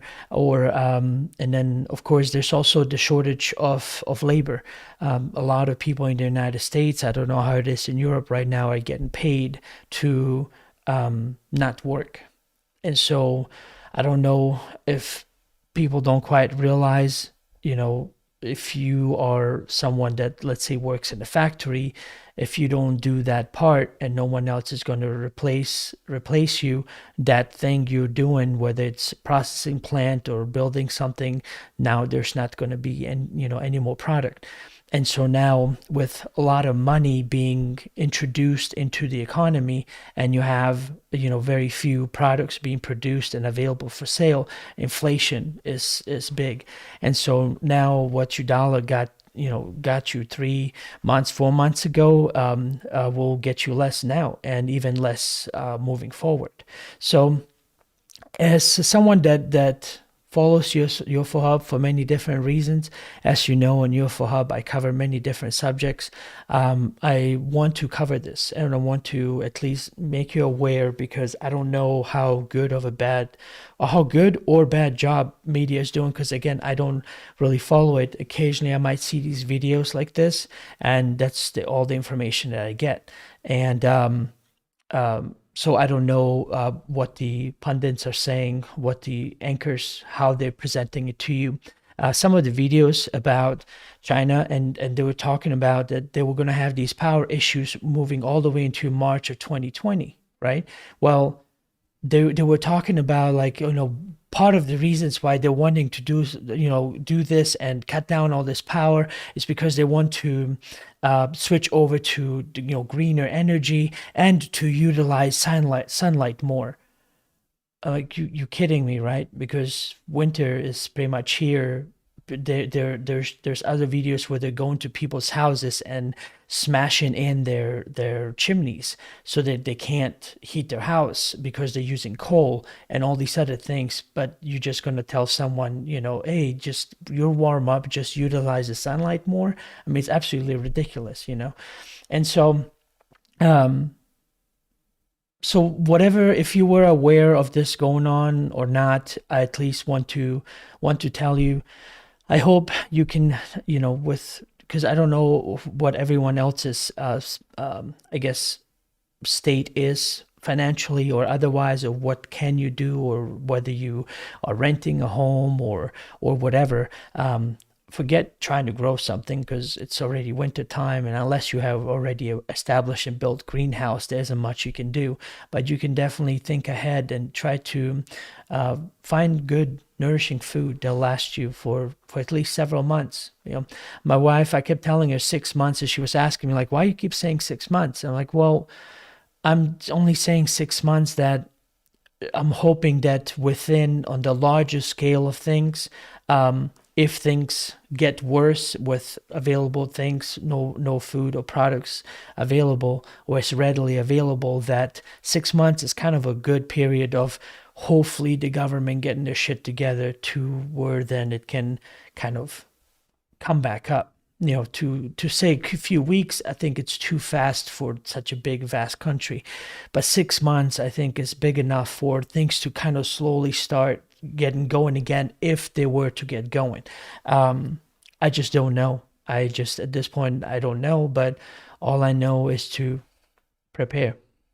So, okay. Well, I hope I wasn't boring you guys too much. But I basically this will be it. I don't have much unless someone would like to then get on Telegram and share their story, and I'll be more than happy to listen. And of course, Fab22 is here, and he just raised his hand. So let me bring him in and see what he's got to say. Boy, 1 week out of this, and I keep forgetting where to go in my settings. All right, Fab, you are unmuted. Unmute yourself on your end, and you're good to go.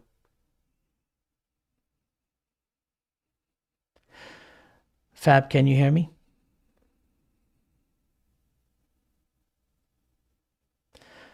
You're gonna have to unmute your side, and then you can speak to me. Yeah, I think we're good now, yeah?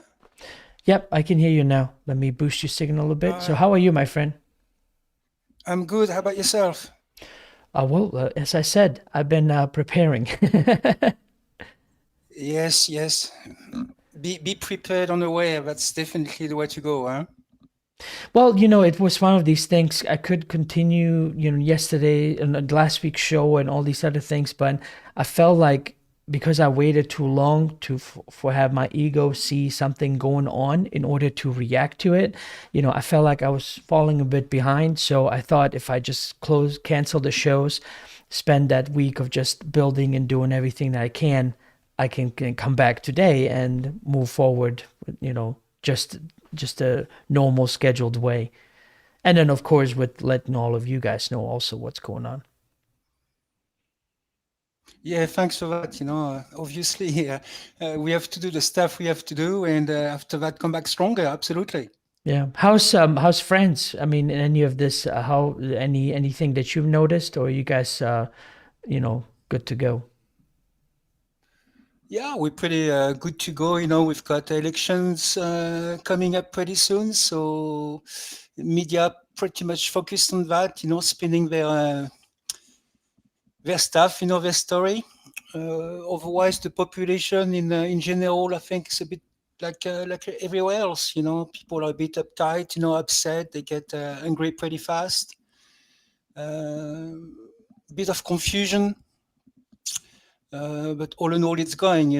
But it kind of looks like the output for people in general towards the future is not very positive. Right. Unfortunately, there is that feeling that some stuff is going to happen. You need to so obviously get on with your life and all this sort of thing. But there is this sense of impending doom, in general, that people tends to portray. It's a bit sad. It's a bit sad. Right. A Well, lot it of is people because kind of, we should yeah. we should be more advanced in making contact with other alien races. But as I said, I don't know. I'm 99% positive, and I hope I don't eat my words. But based on what just a strong inner guidance, and I guess what I see outwards, I don't think we're going to have contact anytime soon. We're going to have to get through what we're going through right now first. Yeah, sure looks that way. Sure looks that way. Uh, we had some people, doing some TV shows and a few podcasts, televised as well. We especially had some people fairly high up, that are definitely saying, "Well, listen, something is going on. We working on it, but do not expect any any answers anytime soon." On you can see them, you can hear them, they're spinning story, they're saying, "Oh, we can't do this because of that." On the other side is going, "Oh yeah, but as an example, we've got the army saying, 'Oh yeah, but we need more scientists Hmm. to understand the situation, to give us data.'" And then after that, we've got the scientists saying, "Well, listen, we are being stopped for doing that." So everyone is blaming each other, saying that there is not enough people basically on a subject. When really, if you spend a bit of time researching the whole thing, you've realized that they already have some committees with people very, very high up, in their field, very much involved with that. And instead of coming up with some sort of answers, the story that we get here, they're all blaming each other, just saying, it's the fault of somebody else. Well, it's definitely not So that's what's been. confidence inspiring Yes, absolutely, absolutely. because you look at them on TV and you're If you, like, if you don't have your shit together, how in the world, is everything else going to? I mean, there's yeah, it's not yeah, to you're say that you correct. can't. The point is, you can still have your own house in order, as they say, no matter what else is craziness goes on out there. But it's just so ridiculous they've gotten to this point that it's like a bunch of children just bickering each other. It's like, everything you do or don't do in the upper classes of the government is basically trickles down to the people, to where you're either going to have food or they're not going to have food. They're either going to, be safe or be killed. Yes, that's right. That's right.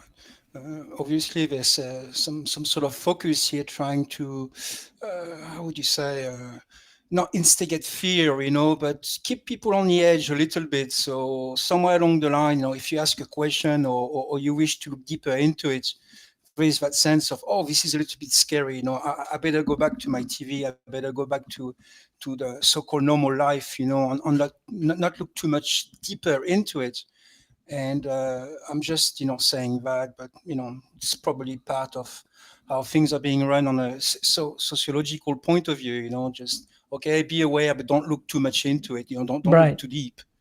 Well, at the other And part, it's like, at what point, with all the stuff that's been happening, do we kind of stop and turn to all these conspiracy theorists and just look at them and say thank you? You know, because everything that's been happening, there's no way that they can tell me, oh, it's because of this and that. And it's this, nonchalant, reasonable excuse. It's like we knew a lot of the stuff was happening for years, government listening to you and all this stuff, and it's just, basically look how much freedom, especially in the United States, freedoms or at least not myself, but at least others have given up in order to just have this small illusion of safety. We went from 2 weeks to slow the spread to 18 plus months, of just lockdowns and, more draconic measures in every aspect of living. Yes. Yes, this lockdown has been going on for quite a while now, that's for sure. I mean, it's the same in Europe, I think just about everywhere, we have so much freedom that's been removed, under the, I mean, even here, our president he's been talking since the beginning on the government, and God bless them, they're doing their stuff, so good for them. And, but they're basically saying, we are at war, we are at war with a virus, so there you go. Usually, when you are at war, you don't feel very good, and your freedom has been restricted because there is an enemy out there, that we have to be so careful about, and because of that, then you can't do this anymore, and you can't do that, and that's the way it works. Right. That's the way it works. It's Well, called Fab, I the gotta. agenda.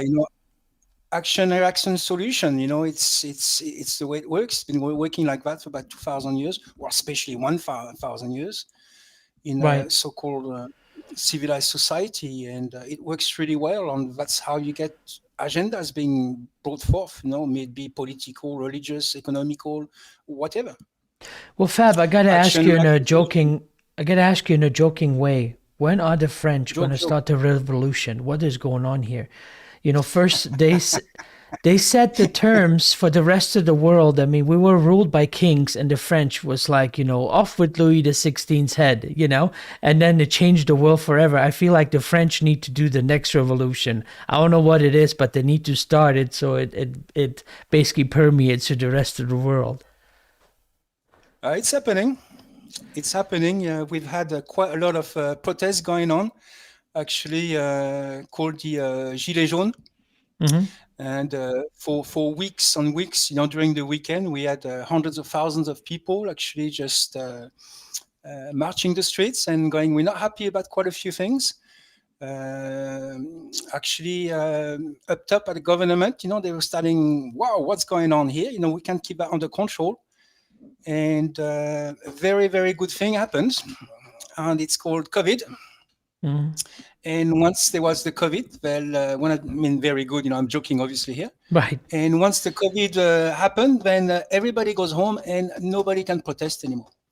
So I'm not saying, the COVID, was done because of that, it's just a virus, But that beginning of revolution got quashed down, not so much by repression and suppression by forces, by the police, by whoever, the army and whatnot, but that virus actually quashed down that aspect of revolution that was really starting to come up. And trust me in saying that, there was actually quite a few reports, on the news, and more or less said and unsaid a little bit that with that protest that was going on, they were starting to really wonder at the top of the government, wow, what's going on here? There's a lot of people not being happy. Right. But all that is just crushed down because of the virus. Well, what's interesting is I've seen these different groups filing Freedom of Information Acts to actually release entirely what is it that they know about the virus.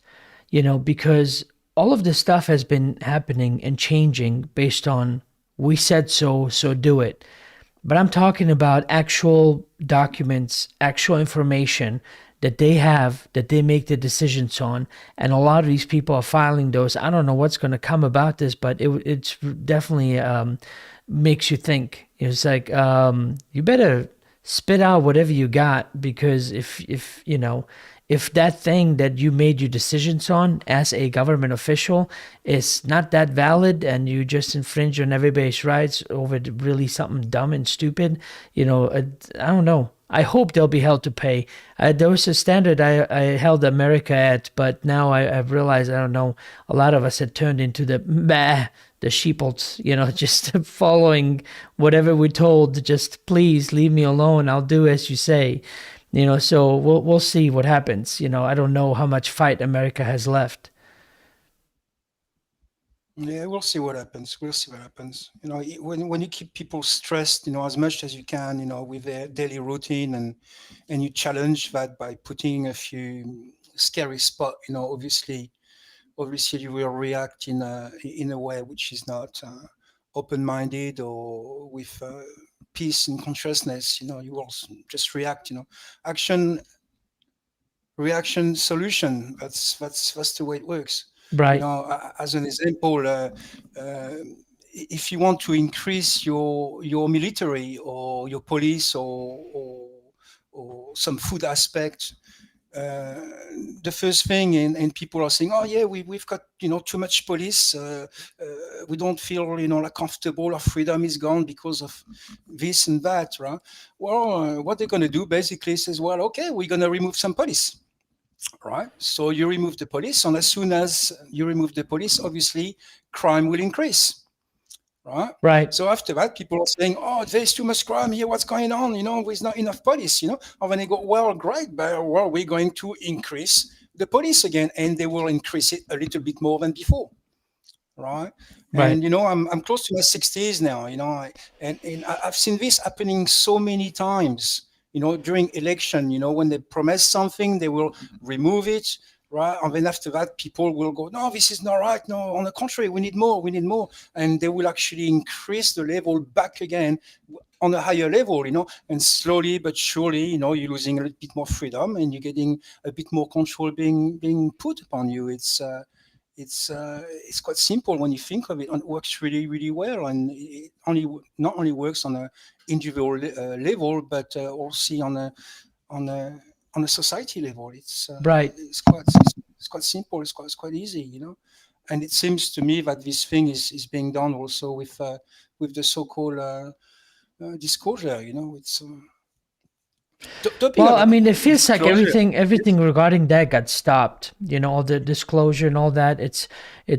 We have to work this out. I mean, yeah, they're passing this whatever. When I covered that amendment to actually start the office of UAPs, and that was I mean, that was great if they, if they actually, what I'm saying is, if they implemented, but if I can think ahead and try to predict and see how the world and what condition it's going to be, I think for a while there, the very last thing on people's mind is going to be UFOs or disclosure. They're going to be looking at more immediate things, because I don't know how it was in Europe, but oh my God, the United States was absolutely ridiculous with toilet paper. The first time around disappeared, it was like, what are these people doing? It's like, does everyone keep running around with dirty buttholes or what? Is that what they're afraid of? What made no sense. It's like it was, you always like to, we talk, right? We talk and we talk about, whatever the news media, they're not credible. They're not, worth listening to, and there's people out there, they know this, right? And I keep looking around. I'm like, where are these people that know this? I want to know, where are these people that know this? Because all I'm seeing is sheep. It's like, where are, the ones that say, wait a minute, something is not right here. What you're telling me, it doesn't compute. Let me look into this. Instead, they just entirely and fully react on everything that's coming out of those mouths, and so can you imagine them trying to say anything remotely about aliens? They would freak the heck out. They would just go crazy, because it's like, if you lose your shit over toilet paper, you're definitely going to lose your shit over the news that the government will officially admit that UFOs exist and they're flown by extraterrestrials. Yeah, it's going to be full on diarrhea. Absolutely. Because Absolutely. that right there is a good example of the mindset, the mentality. It's like, I think we still have a lot more growing to do, because otherwise it would be an utter mess. Whether it be man-made or, just context situation, it would truly be a mess. Yes. Yeah, I can, like, even though it was a movie and it was scripted that way, I can definitely, as if it happens anytime between now and the next 15 years, I can definitely see like Independence Day type scenarios where people are running around with bottles of water and they're screaming and shooting each other and all kinds of stuff. Because maybe I lost my faith in humanity, but I don't know, the very few people, that are not, living in the cities can I actually trust to be the human beings I always want a human to be. In the city, people, I don't know. No offense to any of you living in the cities, but I don't know. There's so many people with just so much anxiety and mental issues and all kinds of stuff that either they don't understand or they don't realize they have it. And two, I don't think you know, I think they like that victim mentality more. They like other people's going like, "Oh, are you okay? Oh, you're not good. You feel depressed. Oh, I'm so sorry for you." And then they constantly milk it. They milk it and get that um, you know they milk that attention. And then they inadvertently then want to continue it because, oh, more people are paying attention to me. And this is grown ass Yeah. adults. This is grown adults. I'm not talking about children. This is grown Mhm. adults that have exactly that childish mentality. Yes, yeah, it's the group mentality, it's uh, even if it's bad, even if we feel bad, as long as we feel bad together, then at least there is that aspect of safety into it. It's quite twisted, but that's a bit like the cards are dealt that way. Uh, Obviously, people that live in a country, that are quite secluded, like yourself and myself, we have that opportunity to take a step back and look around a bit more and not being always put into an overcrowded environment. We all go to work together, we all finish work together, we all go shopping together, we all go Hmm. sleeping at the same time. It creates its own movement, its own energy, and once you are inside, I've lived in the city as well, big cities, and with millions of people, Yeah, me and too. and once we are into that sort of mode, we don't really have that opportunity to actually step back from it and look around and go, what's going on here? Because we're so busy being in the rat race. But once you're in a country secluded, it all comes so easy to see. My God, what's going on? What are those people doing? And how come myself, when I was in that situation, I was doing the very same thing, but now I look back and I go, my God, it's like a mental disease, Yeah. and we don't see it, and we don't see it. But in all that, this group of person finds a bit of refuge. They find a bit of peace. They find a little bit of understanding and say, oh yeah, okay, it's not that good, but at least we all think the same thing. So it must be okay then. It's a bit twisted. It's a bit twisted. Right. I'm But it's easy reading to a get away from comment. it. What? No, go for it. Go for it. Oh, I was just going to say, I'm reading this comment from Blue Omni. She's saying people would buy into the alien invasion narrative pushed by the government. And so those hoarding people would have psychological anxiety, fear issues. The negative alien invasion narrative needs to stop. She says, in other words, the experiences need to be the source of info about ETs, aliens, or more accurately, multidimensional beings. NIHs. What is that? What is NIH again? I forgot. But anyway, maybe Blue Omni will reiterate. But here's the thing, though. Even within experiences, I mean, NIH is, even within NIH is non experiences, we have differences, though. Not all yes, experiences are on the same page. yes. NIH is non-human intelligence. Okay, thank you. Yep, she's just wrote that too. Non-human intelligence says. But here's the thing. For example, like I know my experiences, right? And I would say overwhelmingly positive, but then you're also on the other spectrum to where, like, it's good, but be careful. If I were to summarize yours, am I correct in that assumption? Just develop the idea a bit more. I was saying, even within experiencers, there's differences how they view the aliens. For example, mine is more on the, overwhelmingly positive. But if I were to, put words in your mouth, I would say you're more of like, yeah, they're good, but be careful. If I were to summarize your perspective, what would you say? Yeah, you're pretty close from that. I would say that a third of the experiences have been either extremely positive or inspiring. I've really shifted my paradigm into beauty, love, and certain aspects. Just thinking and talking about it now, I've got my hair rising from my arms. It's really awesome, tip-top energy. I would say there have been a third that have been less than inspiring, like then damn right crazy and scary. Uh, and the rest has been just situation that you go, what's going on, you don't know what's happening, it's just alien, you're in a situation, you look at it, you're hearing things, and it doesn't really make sense. It really gives you the impression that you are in another world, quite simply, of all what's happening here. And what's going on, you're not too sure where it comes from, what's the agenda, what is it they're trying to do, what's going on. You have no clue what's going on. You're just a, Right, a participant, with no idea of the plan and all that. right, So yes, I'm a little bit,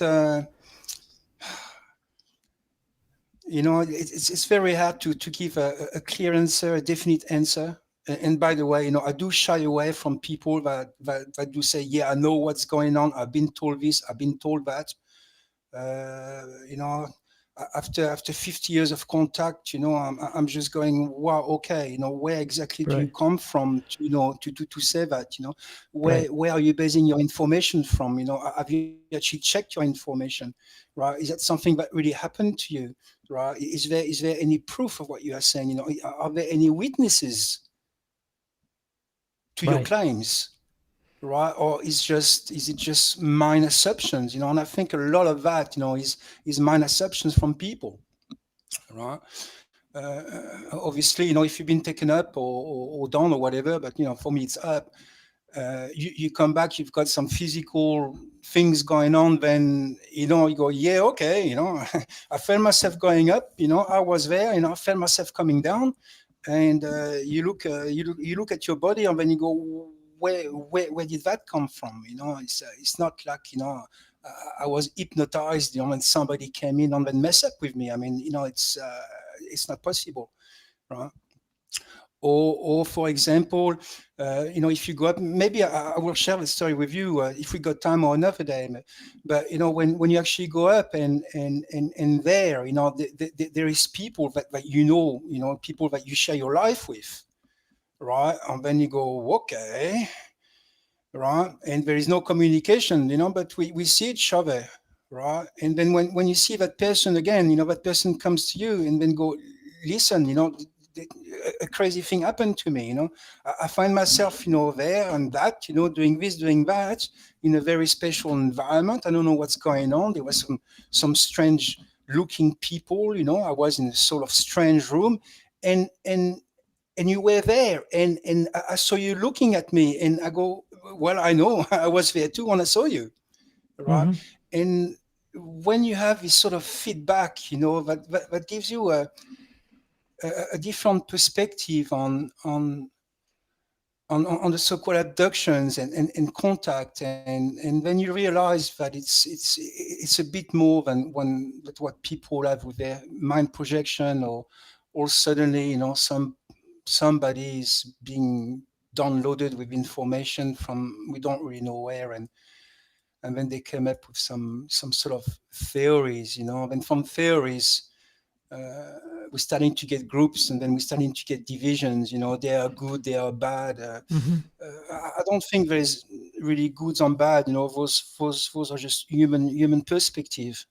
Right. Well, I And was just saying in regards to Blue Omni, what she was saying that it would be up to the experiencers, to be the source of the information. I'm like, good luck with that. I mean, I agree with, I understand what she's saying, but there's too much even within experiencers. I mean, I've had, I wouldn't say arguments, but I've had like long conversations with people like, but the reptilians took me, they did this and did that and all this other stuff, and we were really like on two different levels of, looking at that phenomenon, and so, it's like, I'm not denying of anything that this person was telling me, in regards to how traumatic it was. But, all the traumatic experiences I had turned out to be, misunderstanding on my part. But it took a long time to get to that point, to be willing to reflect and look at the scenario again and again and again until you break through your fear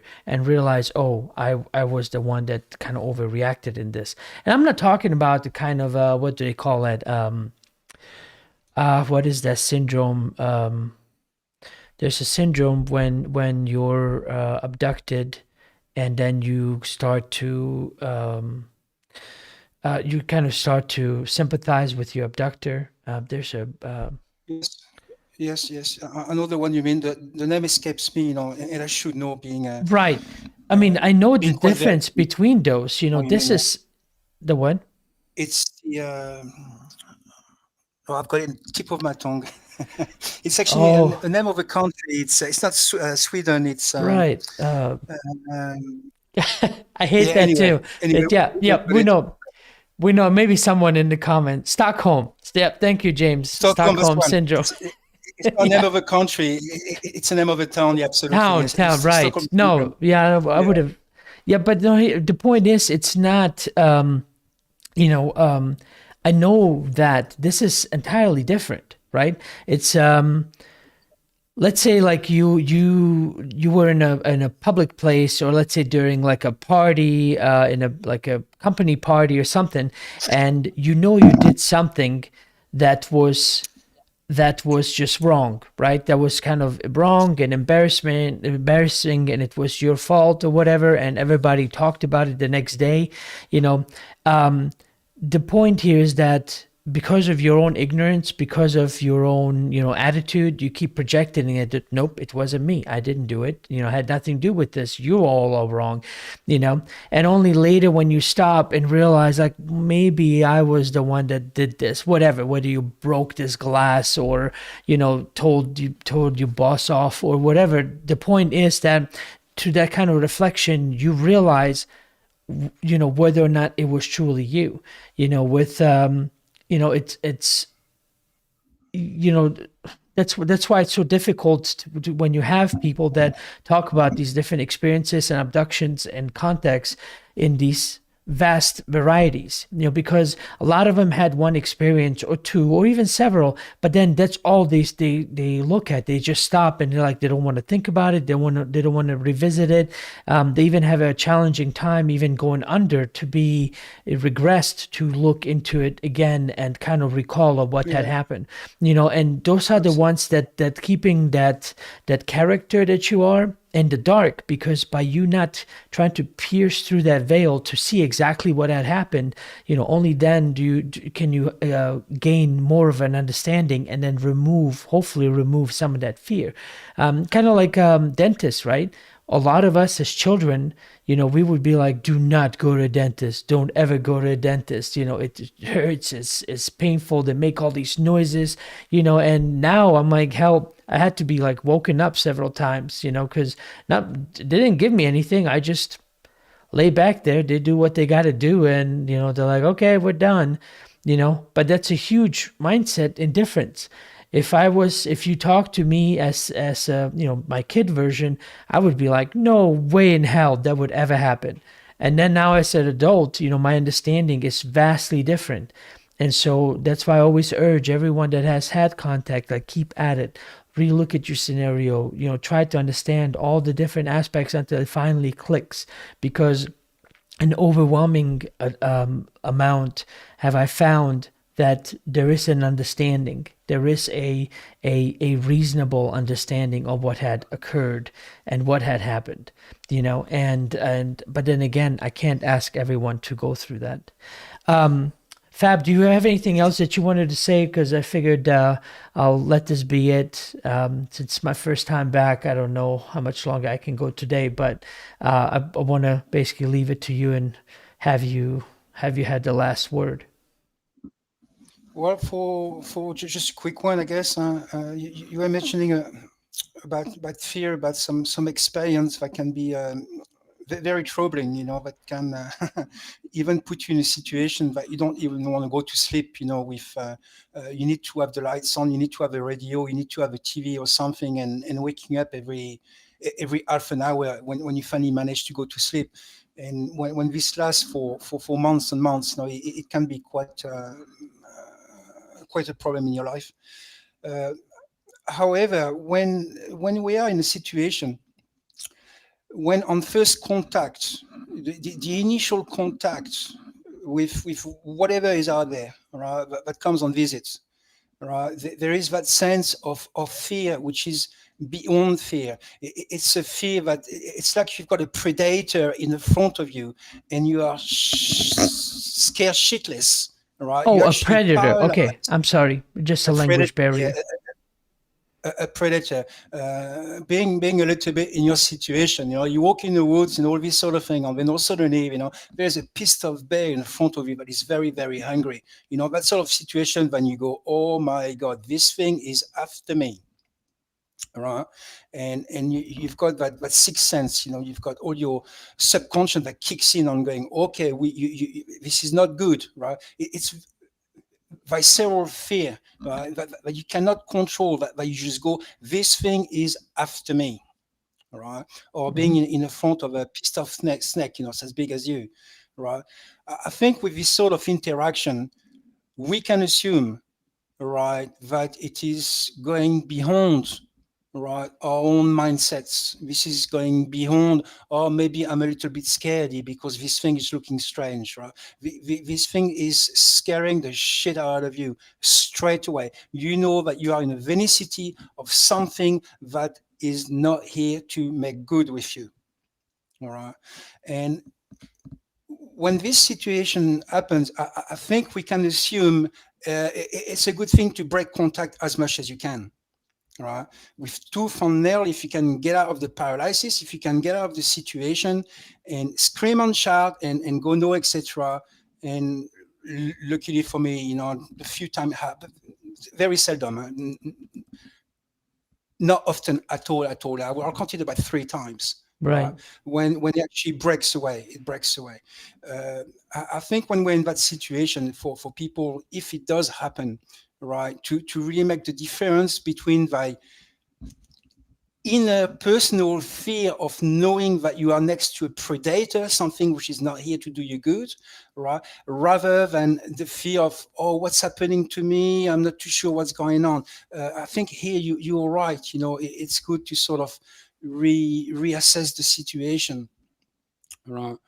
But when you are in front of something that does not mean well to you, I think you can make you will make the difference. Right. And another point that I wanted to make, and Omni is all right. We need to have a bit more of a consensus, between experiences. However, should it be disclosure? This has been bothering me quite a lot. Right? Let's say we have disclosure, right? And then all suddenly we realize that there are some people that are being taken. There is that probable yet not proved, hybridation, hybrids, and some people, have interaction and so forth, right? Which is, I believe, quite a few millions, on this planet, right? By large, a big number, a very big number. However, should we have disclosure, right, and take this element into consideration, how the other people will react? I mean, we've been killing each other, right? Because the religion is their religion is different, and here we're talking about God and peace and love, right? But because this is not my God is different, and if you don't believe that, then mine is stronger than you, so I'm going to go and kill you, right? If you don't speak the same language, people kill each other, right? If we're not the same color, people kill each other. If we, for crying out loud, if we live in a different side of the street, people shoot at each other, right?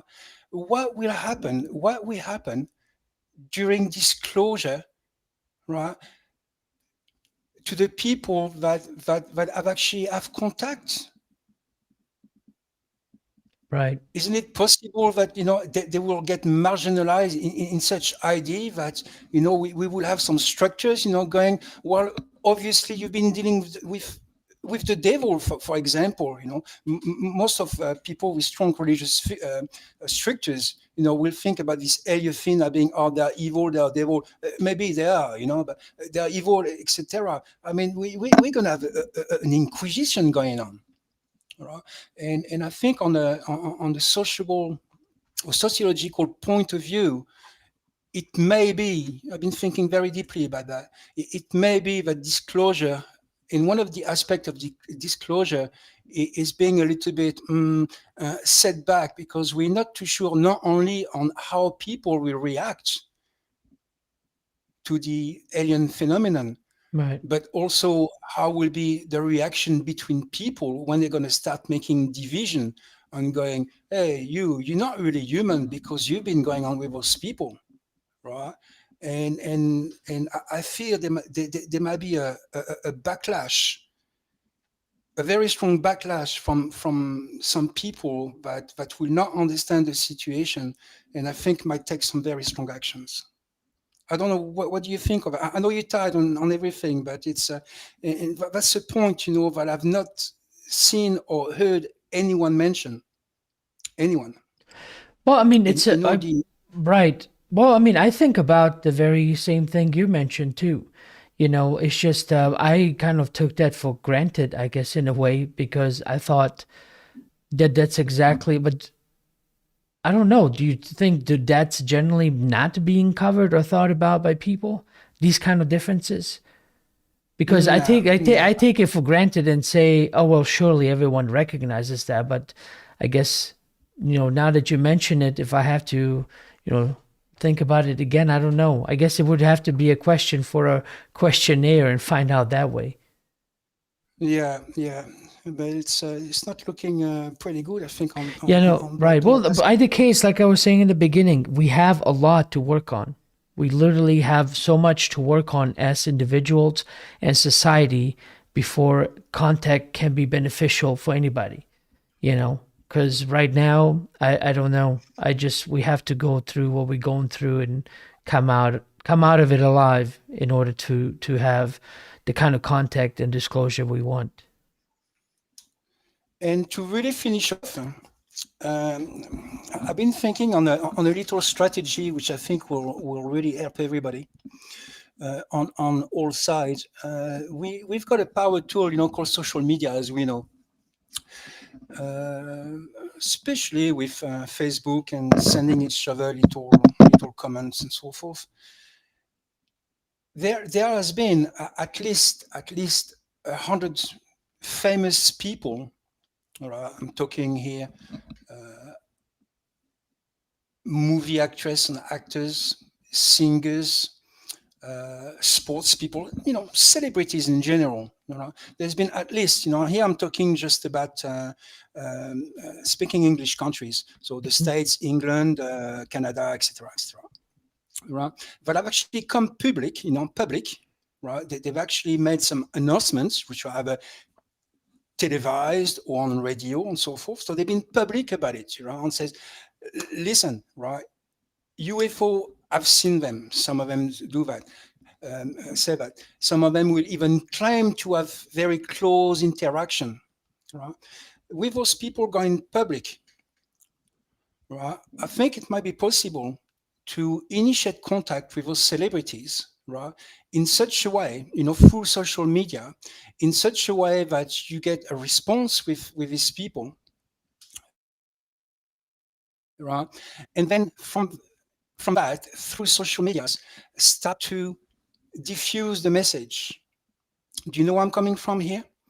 Right. So Mary will talk to Jane and says, "Well, listen, I've been communicating with, let's say, whoever who's very famous right now, and guess what? There is this thing, and then you share that, as much as you can with other people, and due to the fact that they are celebrities."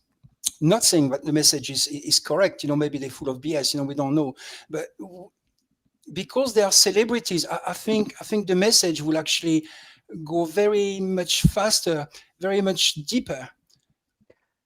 I understand, but I'm Like, being cynical like when I wildfire, say and just 10 seconds, right? sure. And I think by doing that, it will take a little bit of the pressure from the government, from the military, of saying, okay, don't worry, we're looking into it because nobody else wants to look into it, right? And once we can involve celebrities to spread and share the message, I really think that the point of view is going to change for the benefit of everyone concerned. By No, just I doing that, by no, just I sharing I it. I agree with your general premise. I'm just wanting to say that I'm being very cynical because I don't know what kind of celebrities you have in France, but these celebrities here are the most narcissistic, self-centered pieces of shit you can possibly imagine. So I doubt they would be wanting to do something for humanity that would be something as beneficial as that. If it doesn't have some kind of, Well, the deal. thing they've actually come public upon it. I know They they have. have, I but it's will. like I think they're just like getting at the different. Some of them, like during the when they were having that whole COVID thing, all the celebrities, it's like I will, they were all like, do my best not to be racist, and I'm just like, who the fuck talks like that? You know what I mean? And it's all these people that haven't had deals for a while, and then want to put their face out there, and again, I'm like I said, don't let my cynicism, you know, stomp that idea. I mean, if you see it and it can't possibly happen, sure, let's make it happen. But I don't know. I just don't have much faith when it comes to anything celebrity wise. Yeah, for sure. You do have a point here, but also let's not shoot the message because of the messenger. Oh, you talk okay. For a Right? second, I was like, I'm not going to shoot you. What are you talking about? No, You're talking about the message. You mean right? Okay, the message of seeing UFOs because celebrities said it. I get it. I understand what you mean. that's right. That's right. Right. That's right. Okay. All right. Well, Fab, thanks again for calling in, and I'm glad we got to talking. I hope I can get my shit together and get things going on Friday as well. I don't know if I need one more day, but I definitely have. I